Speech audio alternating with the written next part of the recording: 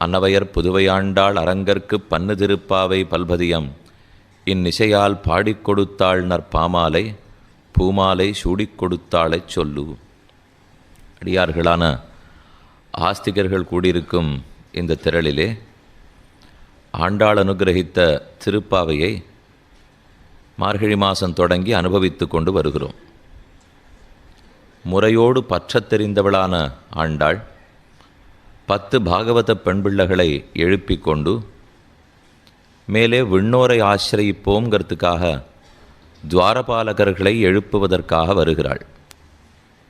அவர்கள் கண்ணனுடைய திருமாளிகை வாசலை காத்திருக்கும் அவர்கள் திருவடிகளிலே வணங்கி பிரார்த்தித்து அவன் திருமாளிகை கதவை திறந்துவிட்ட பிற்பாடு உள்ளுக்குள்ளே புகுகிறார்கள். அங்கே வரிசையாக நந்தகோபாலன், நடுவில் யசோதை, 3வது கண்ணன் என்று படுத்து உறங்கியிருக்கிறார்கள். கண்ணனுக்கருகே அவருடைய திருத்தமையனாரான பலராமனும் தூங்கியிருக்கிறான். இவர்கள் எல்லாரையும் அழைக்கும் பாசுரம் இன்றைய நாள் பாசுரம், திருப்பாவையில் 17வது பாசுரம். இன்னும் புத்தாண்டாக இருக்கிறபடியால் எல்லாருக்கும் அதனுடைய வாழ்த்துக்களோடு மேன்மேலும் பகவத் பக்தியும் கருணையும் சாந்தியும் எல்லாவிடத்திலும் பெருக வேண்டும்ங்கிறதை ஆண்டாள் ரங்கமன்னாருடைய திருவடித்தாமர்களிலே பிரார்த்தித்து கொண்டு பாசுரார்த்தத்தை பார்க்கலாம். 17வது பாசுரம்.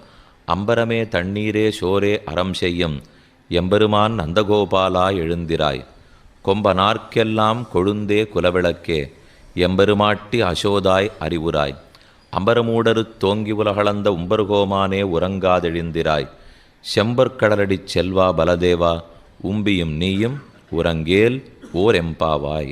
அப்படிங்கிறது 17வது பாசுரம்.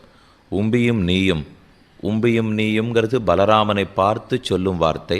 உன் தம்பியான கண்ணனும் நீயும் உறங்கேல் இனி தூங்காதீர்கள் ஓர் எம்பாவாய் அப்படின்னு பாசுரம் முடியடைகிறது. நேற்றை பாசுரத்தினுடைய கடைசியில் நீ நேசனிகதவம் நீக்கேலோர் எம்பாவாயின்னு முடிந்தது. இன்றைய பாசுரத்திலே உம்பியும் நீயும் உறங்கேலோர் எம்பாவாயின்னு முடியறது. நேற்றுக்கு பாட்டை பிரிக்கிறச்சே என்னமா பிரிச்சிருக்கோம்னா, நீ நேசநிலை கதவம் நீக்கு ஏலோர் எம்பாவாயின்னு பிரிக்கணும். அதே போல் நினச்சிட்டு இன்றைக்கி பாட்டை பிரிக்கிறச்சே உம்பியும் நீயும் உறங்கு ஏலோர் எம்பாவாயின்னு பிரிக்கக்கூடாது. உம்பியும் நீயும் உறங்கேல் ஓர் எம்பாவாய். அதே மாதிரி நேற்றுக்கு பிரிச்சிட்டோம்னா நேசநிலை கதவம் நீக்கேல் ஓர் எம்பாவாய்னு ஆகிடும்.